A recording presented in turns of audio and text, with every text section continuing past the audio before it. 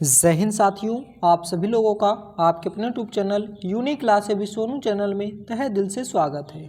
इस वीडियो में हम लोग पढ़ेंगे कक्षा 10 विषय सामाजिक विज्ञान चौथे चैप्टर का बहुत ही महत्वपूर्ण प्रश्न। तो आइए स्टार्ट करते हैं बिना देरी किए हुए। प्रश्न क्या है?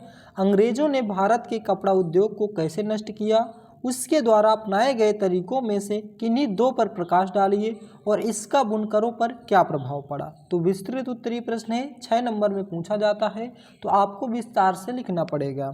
तो अंग्रेजों ने भारत के कपड़ा उद्योग को कैसे नष्ट किया और उसके द्वारा अपनाए गए किन्हीं दो पर प्रकाश डालिए और इसका बुनकरों पर क्या प्रभाव पड़ा। इसमें 3 प्रश्न पूछे गए हैं। उत्तर: अंग्रेजों ने भारत से कच्चा माल सूत और कपास ले जाकर अपने यहाँ मशीनों द्वारा वस्त्र निर्माण करके भारत में बेचना आरंभ कर दिया। इससे सस्ते और अच्छे कपड़े का सामना भारतीय उद्योग नहीं कर सके और यहाँ के कारीगर बेकार हो गए। अंग्रेजों ने भारत कि कपड़ा उद्योग को कैसे नष्ट करने के लिए कई तरीके अपनाए थे। पहला, अंग्रेजों ने भारत से कच्चा माल लेकर अपने देश में मशीनों से कपड़े बनाए और उन्हें भारत में बेचना शुरू किया। दूसरा, अंग्रेजों ने भारतीय वस्त्र पर आयात शुल्क लगाया और अन्य प्रतिबंध लगाए। अंग्रेजों ने भारतीय बुनकरों को सिर्फ उन्हीं को बेचने के लिए अनुबंध में बांध दिया। तीसरा, अंग्रेजों ने भारतीय बाजार को मशीनों से बने सामानों से भर दिया। चौथा, अंग्रेजों ने भारतीय उद्योगों को कमज़ोर बनाने के लिए भारत विदेशी आर्थिक नीतियां अपनाई। और पांचवा, अंग्रेजों ने भारत को कच्चा माल का निर्यातक और तैयार माल का आयातक बना दिया। मतलब ये क्या करने लगे, भारत से कच्चा माल ले जाते थे और उसे फैक्ट्री यानी कि मशीन से बनाते थे। जब मशीन से बनाते थे तो एक दिन में ढेर सारे इनके वस्त्र तैयार कर लेते थे। और भारत में क्या करते थे, हाथ से बनाते थे, उसे बुनकर बनाते थे। तो ये क्या करने लगे, कम पैसे में कम खर्च में मशीन से ज़्यादा उपकरण यूज कर लेते थे, बना लेते थे। इससे क्या हुआ, और उसे लाके जब सस्ते दाम में बेचते थे तो यहाँ के कारीगर बेकार होते चले गए। क्यों? क्योंकि उनको महंगे पड़ जाते थे, उनको ज़्यादा टाइम लगता था बनाने में, हाथ से बुन करके बनाते थे। तो यहाँ के बुनकर जो थे उनका नुकसान होने लगा था। बुनकरों पर प्रभाव, क्या प्रभाव पड़ा इसका? इस प्रकार भारत में कपड़ा बुनकरों के सामने एक साथ दो समस्याएं थी। उनका निर्यात बाजार ढह रहा था और स्थानीय बाजार से सिकुड़ने लगा था। स्थानीय बाजार में मैनचेस्टर के आयातित मालों की भरमार थी। कम लागत पर मशीनों से बनने वाले आयातित कपास उत्पादन इतने सस्ते थे कि बुनकर उनका मुकाबला नहीं कर सकते थे। 1850 के दशक तक देश के ज़्यादातर बुनकर इलाकों में गिरावट और बेकारी की हिस्सों की भरमार थी। इतना ज़्यादा वो ला करके भर दिए थे अपने मशीनों से बना के कि इनका बिकता ही नहीं था, क्योंकि इनका महंगा पड़ रहा था, कॉस्टली पड़ रहा था। 1860 के दशक में बुनकरों के सामने नई समस्या खड़ी हो गई। उन्हें अच्छी कपास नहीं मिल पा रही थी और जब अमेरिकी गृह युद्ध शुरू हुआ और अमेरिका के पास की कपास की आमद बंद हो गई तो ब्रिटेन भारत से कच्चा माल मंगाने लगा। अब बताइए, अमेरिका से कच्चा माल मिलता था, मान लीजिए वहाँ से भी बंद हो गया। अब क्या शुरू हुआ कि ब्रिटेन भी भारत से कच्चा माल मंगाने लगा। जब कच्चा माल भारत से मंगाएगा तो उसे ला करके फिर यहाँ पे बेचेगा। तो यहाँ पे भारत का क्या, दिन प्रतिदिन बुनकरों की स्थिति गिरती चली जा रही थी। इससे क्या हुआ, कपास के निर्यात में इस वृद्धि से उसकी कीमत आसमान छूने लगी। भारतीय बुनकरों को कच्चे माल के लाले पड़ गए और उन्हें मनमानी कीमत पर कच्ची कपास खरीदनी पड़ती थी। वे कच्ची कपास खरीदते थे। ऐसी सूरत में बुनकरी के सहारे पेट पालना संभव नहीं था।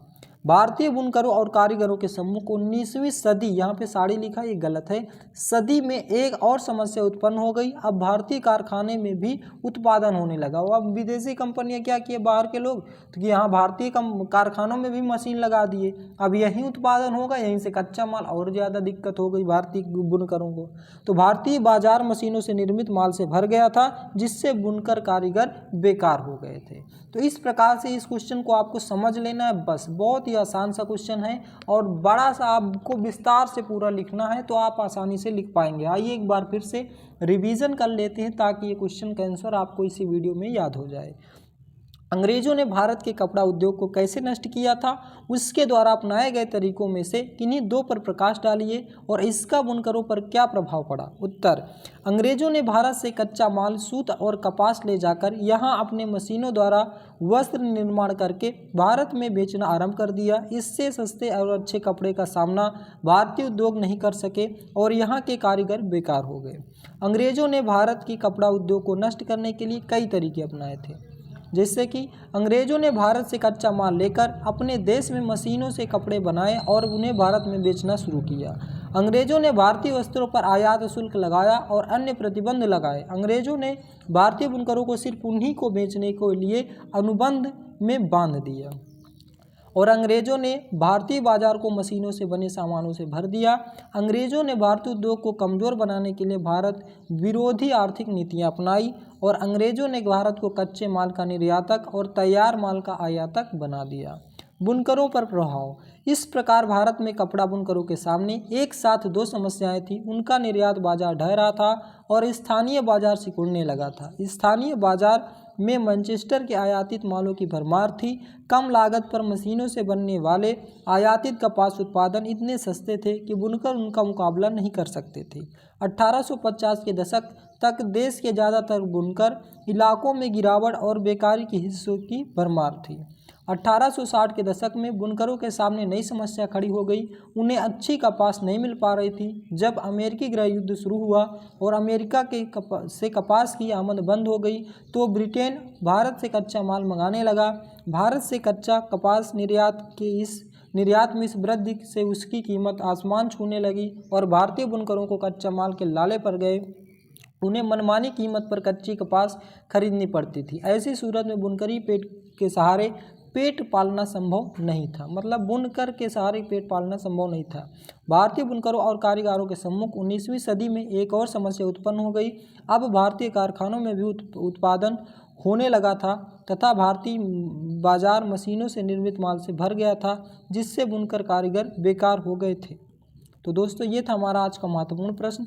विस्तृत उत्तरीय प्रश्न है तो आप इस प्रकार से आप काफ़ी बड़ा से लिखेंगे तो आपको 6 नंबर मिलेंगे, क्योंकि 6 नंबर के लिए आपको कम से कम 1.5 से 2 पेज तो ज़रूर ही लिखना होगा। तो आज का वीडियो बस यहीं तक, मिलते नेक्स्ट वीडियो में। जय हिंद, जय भारत।